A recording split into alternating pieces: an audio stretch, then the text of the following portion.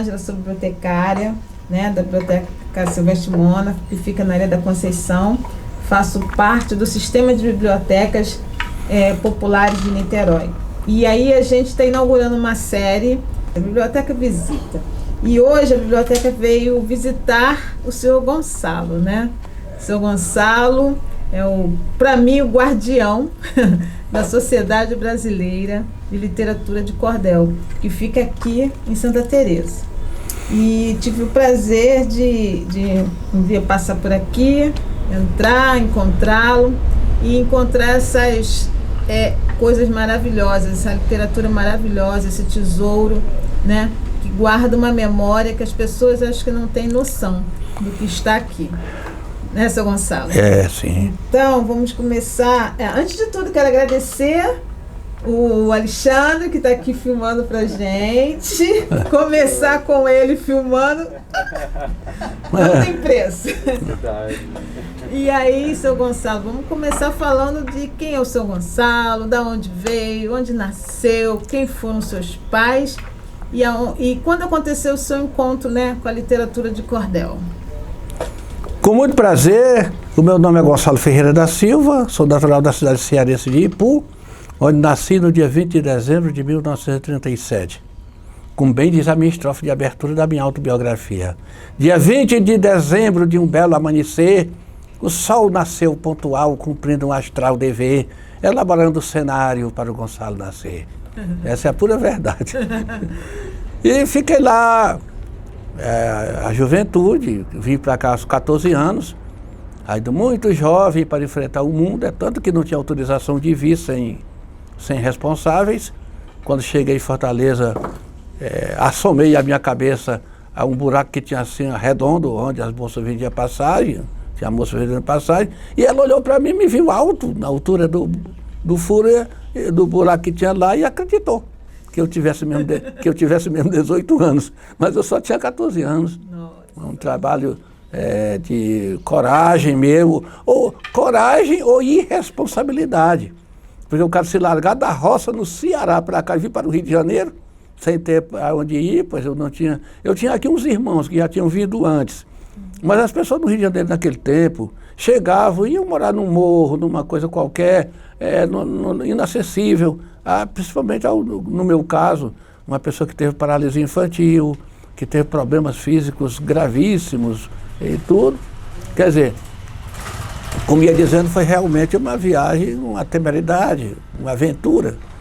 E é tanto que cheguei aqui, perambulei pela cidade, lavava minha roupa na Praia do Flamengo, e secava, a água salgada deixa a roupa muito, muito dura. E antes de secar direito, eu já pegava ela para ficar no ponto mesmo úmido de vestir. Porque na praia, se você vira uma roupa de couro, de boi, couro cru, não pode deixar um pouco mole para poder dar para vestir e tal. Correndo o risco de uma constipação, de uma gripe e tudo mais, mas para quem está na rua. Eu era menino de rua mesmo, garoto de rua, não tinha muita escolha. E assim perambulei, conforme diz minha autobiografia em cordel, e durante um pouco de tempo, até que não tendo mesmo uma ambientação de rua, como os que já tinham prática, que ser menino de rua é muito ruim para quem é e não quer ser. Sim. Mas para quem aí acha que já é o normal, não é ruim não. No meu tempo mesmo, quando dava 11 horas, 11h30, os meninos de rua iam para o fundo dos restaurantes, chegava lá, às vezes, encontrava a piedade de um português daqueles que dava uma quentinha, ou colocava uma comida ainda no troço que tinha ali, e pegava com as mãos, comia, e vivia razoavelmente bem. Outras vezes ganhavam 3, 4 quentinhas mesmo, que sobrava mesmo do restaurante, e vivia mais ou menos bem. Mas eu não me adaptava a esse tipo de vida e perguntava a Deus, não estou entendendo, Deus, será que eu tenho que ser assim mesmo, a minha vida vai ter que ser essa mesmo? Mas a resposta de Deus era muito clara. Olha, Gonçalo, você não sabe fazer nada, não tem aptidão para nada, não pode trabalhar na obra, então nem precisava que Deus respondesse, a coisa era lógica, né? Às vezes eu trabalhava um dia numa obra, mas logo o encarregado chegava e dizia, tange esse rapaz, tange, pode dar um caso trabalhista terrível. O rapaz trabalhando só com a perna. Não, não pode. Pode dar caso trabalhista perigoso, aí pagava, mas pagava o dia. E assim eu fui, e a situação ficando cada vez mais difícil, até que um dia eu caí numa rua no Engenho Novo, entre o Engenho Novo e o Sampaio, ali na rua Sousa Barros, e umas pessoas que tinham um centro de Umbanda me acolheram. O dono do centro, que naquele dia não estava funcionando, me acolheu e chegou e disse: olha, esse rapaz não está precisando de nenhum curativo. E até que diz assim na estrofe, não tem, sequer um curativo precisa fazer, pois ele está bem, só está com fome. Deve ter mais de um mês que não come, porque está debilitado demais. Aí me levaram para lá, chegaram lá, me deram alguma coisa, um pão, uma coisa, e eu dormi dentro do centro, com medo, porque no Nordeste a gente não tem prática dessas coisas. Sim. Eu dormi dentro do centro, em cima dos bancos do centro, com um gongá demais nos fundos, e eu com certo medo, tal, mas é besteira, besteira de menino mesmo, que adulto não vai ter medo de imagens. E aí eu fiquei nessa casa durante um tempo até a idade adulta, até fazer 18 anos. Quando eles pagaram minha escola, garantiram meus estudos, desse tempo até completar os 18 anos. Quando fiz os 18 anos, o meu patrão me colocou na Rádio MEC, onde eu trabalhei até me aposentar. Trabalhei na Rádio MEC até completar o meu tempo de serviço mesmo, de aposentadoria. E aí, nesse tempo, eu estudava no Liceu Literário Português, um colégio de primeiro mundo, no Largo da Carioca, um colégio, cada andar, um auditório, o chão espelhando. Tudo aquilo era muita novidade para mim, mas, de qualquer maneira, já me proporcionaram essa satisfação de poder frequentar esses ambientes. E eu ficava muito satisfeito. Até que um belo dia, eu já tinha terminado o ensino supletivo, como era o nome naquele tempo, surgiu uma oportunidade em 5 em 100 alunos passar numa prova para ir para a Universidade Católica. E foi exatamente isso que eu me apeguei com unhas e dentes. Eu mesmo não sabia como podia estudar na Universidade Católica se eu não tinha nenhuma calça. Porque aí o meu patrão pagou. Foi por isso que eu consegui ficar. E ele pagou? Ele pagou até o 6º período. Quando começou o 7º período, o que aconteceu? Morreu. Aí, rapaz, morreu, e eu querendo garantir a ansiedade que ele tinha de querer me ver formado, de querer me ver na Universidade Católica. Ganhei a rua vendendo palito, vendendo guardanapo, vendendo resma de papel, e fazer qualquer negócio desde que garantisse o dinheiro. Toda a vida da Universidade Católica foi muito cara. Mas, resumindo, fiquei lá até o final do curso. Aí já podia fazer palestras, já podia pensar no futuro, neste futuro que nós estamos vivendo agora, uma academia capaz de aparecer com certas coisas, como a institucionalização da literatura de cordel, levar a literatura de cordel ao IFAM, até o IFAM considerar bem patrimonial e material do Brasil, até essa vitória realmente sensacional, que não houve uma vitória assim de se ter uma grande sede, né? Um edifício, uma sede. Mas como que o senhor conseguiu? Mas para chegar até aqui foi duro. Como o senhor encontrou a literatura de cordel? O senhor poderia ter escolhido trabalhar com outra literatura, com crônicas, isso. Escrever um livro, biografias. Por que a literatura de cordel? Porque estava no DNA. Aí era uma questão só de esperar o tempo, né? Para poder começar a produzir. Ainda não cheguei na Madre Amena, mas quando eu chegar nela vai ser muito importante.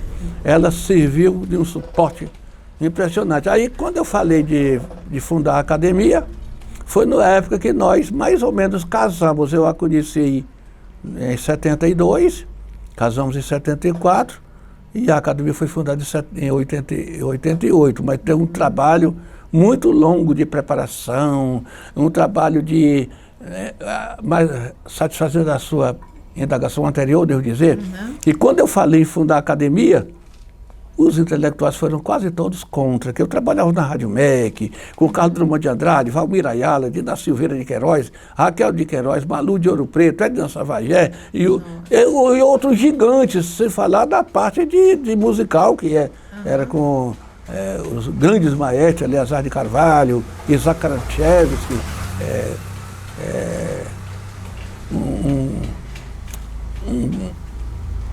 um maestro que dirigia a orquestra afro-brasileira, gente muito boa, a orquestra toda de negros. Nossa, nunca ouvi falar. Incluindo o próprio maestro, o mestre Abigail Cecílio de Moura, era negro e a orquestra toda negra. E ele era de uma humildade, chegava perto de mim e assim, seu Gonçalo, eu posso dar uma palavrinha ao diretor? Eu dizia, não pode dar um palavrão, uma palavrinha pode. Aí abria a porta do gabinete, ele falava com o diretor, era muito legal. E que lidava comigo, corpo a corpo, praticamente, que eu trabalhava na antessala do gabinete do diretor. E os outros, o Orinho Lessa, por exemplo, foi um que disse, funde não, Gonçalo, funde não. Funde não, porque se você fundar, você vai ver quem são esses poetas. Esses poetas, Gonçalo, são para te admirar a arte deles, mas não são para te conviver com eles. A maneira, o pensar deles, a maneira deles é outra, diferente. Você é um intelectual, rapaz, aqui você vai ver. Aí eu estava visitando a Academia Brasileira de Letras, até me candidatei a uma cadeira um tempo, e visitando os centros culturais, a Casa Rui Barbosa, grandes instituições. Eu frequentava, batia papo, conversava com as pessoas, exteriorizava o meu pensamento todo, que a minha intenção era dar uma qualidade de vida melhor aos artistas que trabalhavam debaixo de um sol inclemente, tocando viola, outros vendendo cordéis e tudo mais. E eu queria realmente, o meu pensamento ia longe, era institucionalizar a literatura de cordel, lhe dar qualidade, criar um rebanho. E não as pessoas espessas, assim, produzindo cordel aqui e ali. Eu sentia o peso, o valor da literatura de cordel. Eu já sabia de antemão o valor, lendo os autores antigos, que naquele tempo, apesar de não ter assim, uma escolaridade formal, eram pessoas que tinham um talento muito grande. Cite alguns, por favor. Leandro Gomes de Barros, que foi o primeiro grande autor da literatura de cordel, 1865, 1918. Quer dizer, a cidade dele, no momento em que ele realmente floresceu para a literatura, 1898, que foi 1898 foi quando ele fundou a primeira tipografia do Brasil, que começou realmente a história da literatura de cordel escrita no Brasil. Luiz da Costa Pinheiro, João Batista de Ataíde, José Galdino da Silva Duda e os Batista, quer dizer, os Francisco da Chagas Batista, que era o pai. Os outros todos eram artistas, eram grandes artistas na área da cultura popular, da literatura de cordel. Aí a gente via muito valor, que foram os 3 momentos impressionantes da literatura de cordel. Primeiramente, a divulgação do verbete, cordel, que foi divulgado em 1881, pelo Dicionário Contemporâneo de Carlos Aulete, que é editado em Portugal. As pessoas não queriam nomes de peso como Câmara Cascudo, não queriam esse nome. Literatura de cordel. Quem já viu cordel poder ser literatura, rapaz? Você já viu isso? Literatura médica, literatura jurídica, e agora literatura de cordel. Hoje, naquele tempo, a partir daquele tempo, os poetas já eram chamados de cordelistas sem restrição, porque já havia um pouco de respeito aos cordelistas, aos poetas de cordel e tudo mais.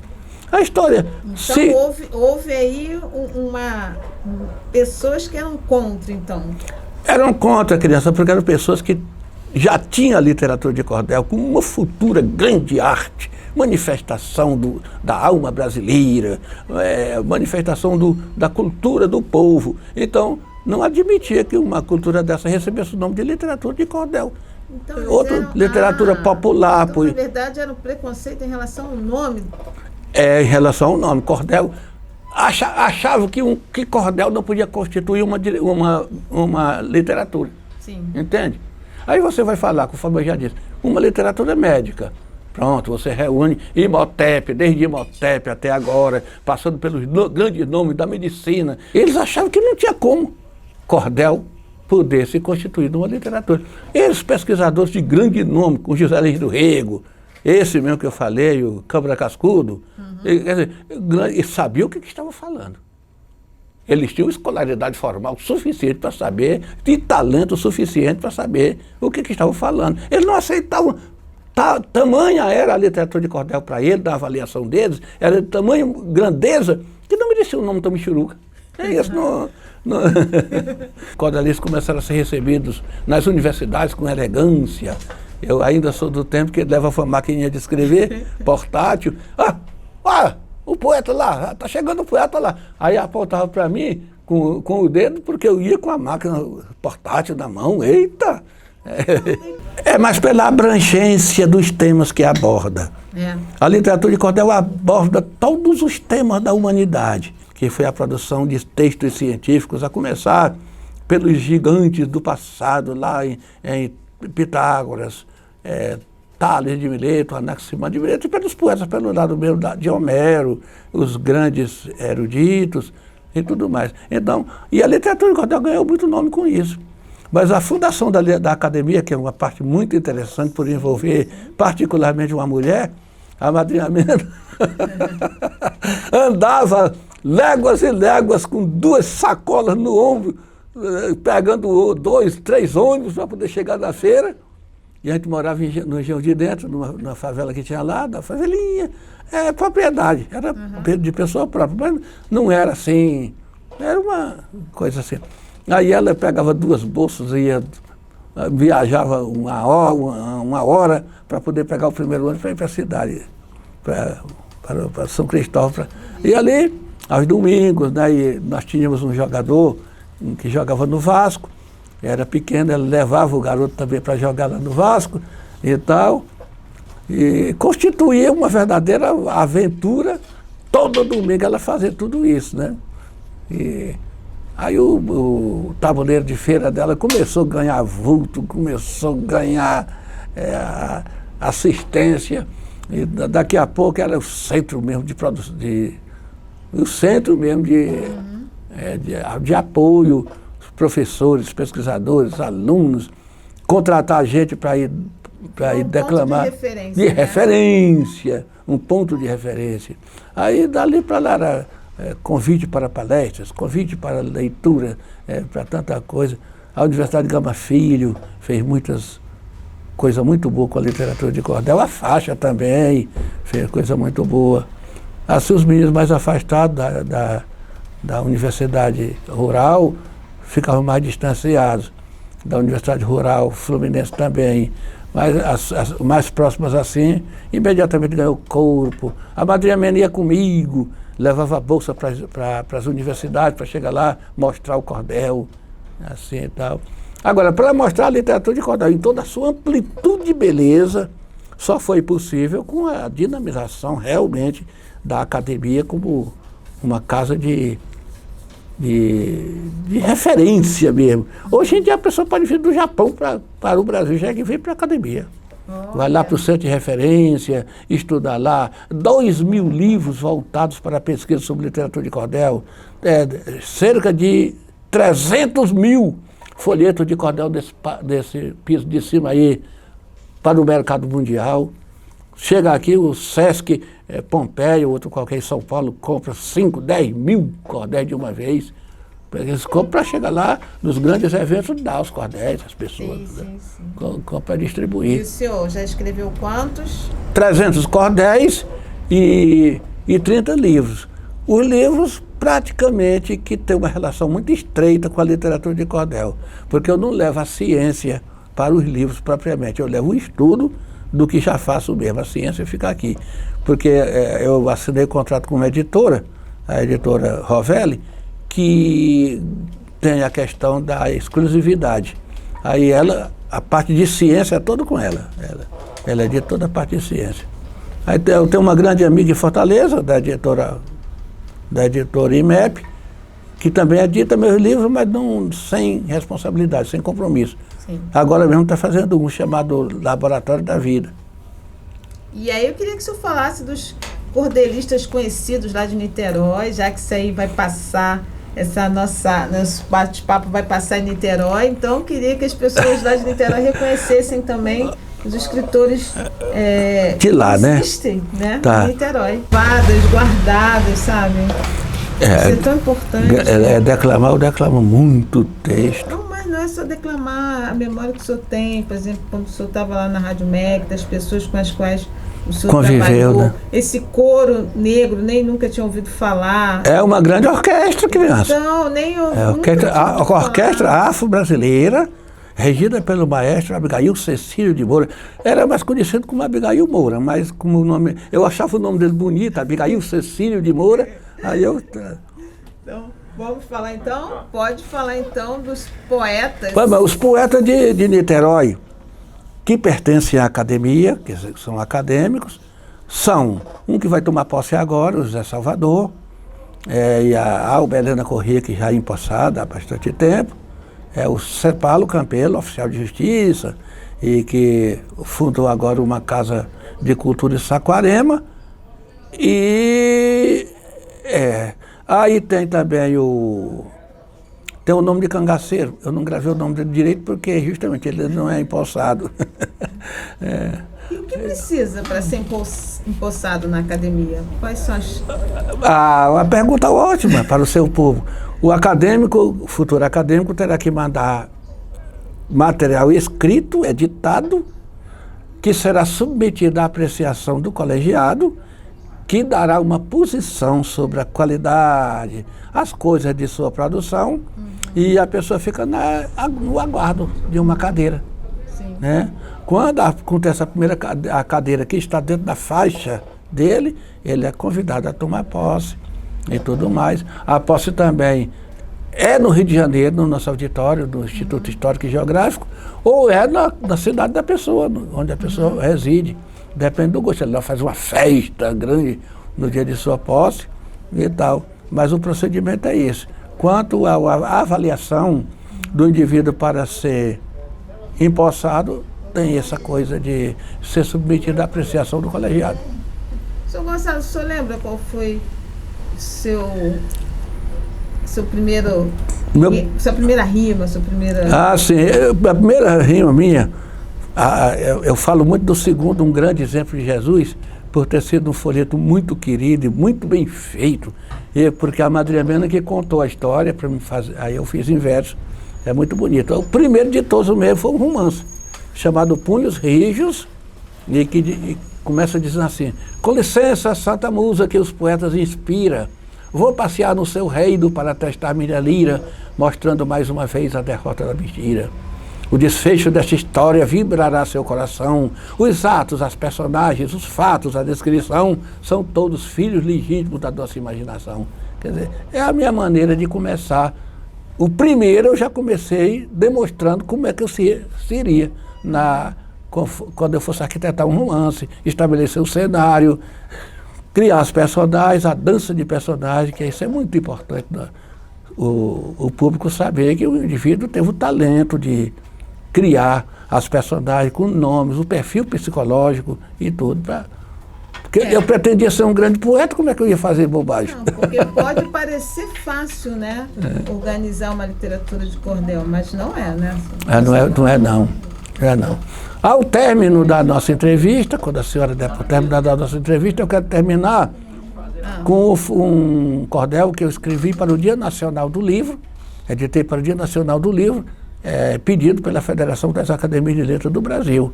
Esse cordel está em tudo que é biblioteca, colado nas Secretarias de Cultura e de Educação e de muitas escolas também. Chama-se Senhor Livro. Sim, a gente vai terminar, mas antes de terminar, gostaria de mostrar aqui os livros que o Sr. Gonçalo já escreveu, né? Para quem tiver interesse, quiser vir aqui visitar, tem o Dicionário Brasileiro de Literatura de Cordel, um cearense chamado Gonçalo. Nós temos a literatura de cordel, estilo luso-brasileiro, do século XII ao século XX. Temos No Rastro dos Gênios. Fala um pouquinho sobre esse livro, seu Gonçalo? No Rastro dos Gênios. No Rastro dos Gênios, eu digo no Rastro dos Gênios porque exatamente eu coloquei aí 25 pensadores. Quer dizer que então eu não sou um gênio, eu ando no rastro deles. E coloquei 25 pensadores pontificando naturalmente Sócrates, mas outro de igual envergadura, como o próprio Platão, seu porta-voz, e Pitágoras, por ter sido o filósofo que deu o próprio nome à filosofia, criou a palavra filosofia. Quer dizer, então tem que ressaltar isso. O Tales de Mileto, porque abriu as cortinas do saber, lá na Grécia Clássica, como se sabe, e o Anaximandro de Mileto, que foi até considerado um dos 7 sábios da Grécia, na avaliação do pessoal daquele tempo, que fazia esse tipo de avaliação dos grandes pensadores. Quer dizer, então, tem no livro essa armação toda. Tem o meu fragmento do meu discurso que eu fiz na Biblioteca do Congresso Americano em 2011. Foi conversão simultânea para o inglês, naturalmente. E, assim, tem pontos importantes nesse livro. Muito importante, Bia. Às vezes eu tenho a impressão que o senhor queria ser cientista, não trabalhar com a ciência. Apesar que a leitura de cordel é um pouco... tem um pouco de ciência também. Tem, né? E a beleza melódica, a beleza rítmica e sonora das septilhas. A Madre Amena é uma mestra nesse negócio de musicar. Mas olha, a gente vai ter a oportunidade de entrevistar ela também. Qualquer dia desse. Exatamente, procure saber com ela, que ela vai tocar, ela vai poder conversar com vocês tocando do violão, ao violão, mostrando um poema, como por exemplo o Pavão Misterioso, que o texto ficou famoso, do José Camelo de Belo Rezende, é um conto greco-turco. Às vezes as pessoas não conhecem a literatura de cordel. O romanceiro peninsular, e não somente peninsular, Portugal e Espanha, mas a da Península Itálica, se adentrando mais para o continente grego naquele tempo, né? O continente grego, por exemplo, o Pavão Misterioso é um conto greco-turco. E quando o poeta escrevia o romance, botava a voz, botava a melodia, botava a música, né? A voz dele ecoava pelos sertões, emocionante mesmo, né? E a história ele fazia de maneira muito interessante. E aí, o senhor disse que quando nós tivéssemos para terminar, o senhor teria algo para... Sim, eu gostaria de declamar pelo menos algumas estrofes iniciais do folheto O Senhor Livro. Porque o Senhor Livro é um cordel que deve ser amplamente divulgado nas escolas. Diz assim: dedico ao Senhor meu livro, eterno e sincero amor. Ele me ensina em silêncio, sem ar de superior. Você, meu fraterno amigo, antes de dormir eu digo, vou guardar meu professor. Confidente, verdadeiro, companheiro e aliado, portanto, querido livro, eternamente obrigado, pois fraternalmente mudo, o Senhor me ensina tudo, humildemente calado. Arquivo de intimidades, canal de sabedoria, farol de conhecimentos, inspirador, mestre guia, que mostra em poucos instantes o que há 2 minutos antes o seu leitor não sabia. Obrigado, Senhor Livro, pelo seu grande valor. Só com mestre em carne e osso não se chega a ser doutor. Mesmo depois de formados, nós somos sempre obrigados a consultar o Senhor. Como Confúcio, o Senhor faz bem sem olhar a quem, e sem esperar jamais recompensa de ninguém. O título com 1000 louvores de professor dos doutores ao Senhor cai muito bem. Obrigado. É um folheto realmente muito forte, de um poder de comunicação muito forte. Seu Gonçalo, não tem... A senhora já comprou ele? Não, mas vou comprar.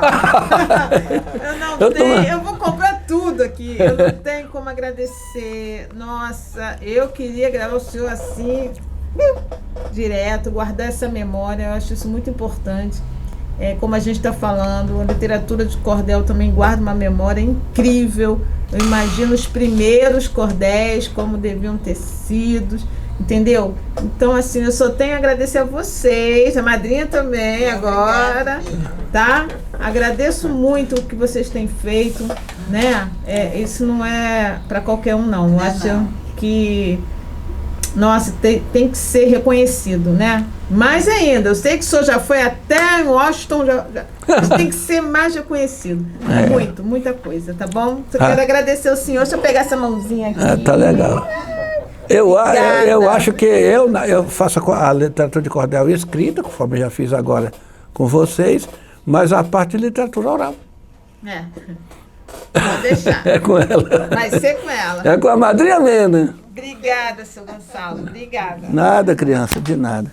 Olá, pessoal. Espero que vocês tenham gostado da nossa conversa aqui com o São Gonçalo e espero também que vocês possam estar vindo aqui na Academia Brasileira de Literatura de Cordel, conhecer o espaço, conhecer o São Gonçalo, conhecer a madrinha agora e poder adquirir, assim, literaturas interessantíssimas, histórias maravilhosas, tá bom? Um grande abraço.